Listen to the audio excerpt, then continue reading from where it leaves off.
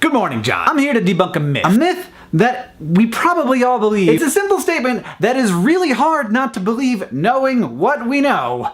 The internet brings out the worst in people. I mean, you see in the comments, we all know that the anonymity of the internet allows the deep evil inside of every human, except for me, of course, to spew forth in a fountain of vomitous hate. Even on our content, on our sex episode of Crash Course Psychology, there were comments, thumbed up comments nonetheless, talking about how homosexuality is a disease. And yeah, there are two hosts on SciShow Space, one of them is male and one of them is female. I would like you to guess which one has constant comments about their appearance every time they're in a video. Just go ahead and guess. But you and your friends, you aren't hate mongers. So it must be other people. Those people at the grocery store who seem very nice, but then when they get home, they go on the internet and they shrug off the clothes of their cultural burden and they put on their costume and they become internet turds. But I want to make a hypothesis here. I'm thinking anonymity doesn't bring out the worst in people.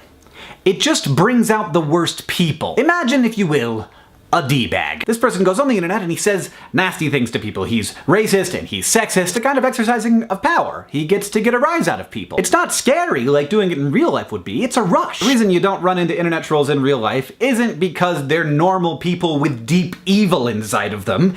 It's because trolls don't talk to people in real life.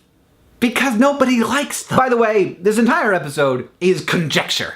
I've got no research to back this up, but it would be fairly easy research to do because I think internet trolls would be super excited about filling out surveys that graduate students in psychology gave them because they probably love to talk about themselves. And honestly, I think understanding this and understanding those people is really important because I think the narrative of the hateful internet negatively affects the culture of the internet. People hear and believe that comments are a nasty place. They are certainly a much more nasty place than we tend to interact with in the real world. The result is that fewer and fewer normal, not trolly people interact in those spaces and they get worse and worse. While at the same time we prove over and over again that the internet can actually be a place where lots of really cool and great things happen. But if we all think that the internet is less great than it is, it will become less great because we think that. And my even greater worry is that people will look at the comments of a YouTube video and say, look, a third of these people, at least, are just terrible.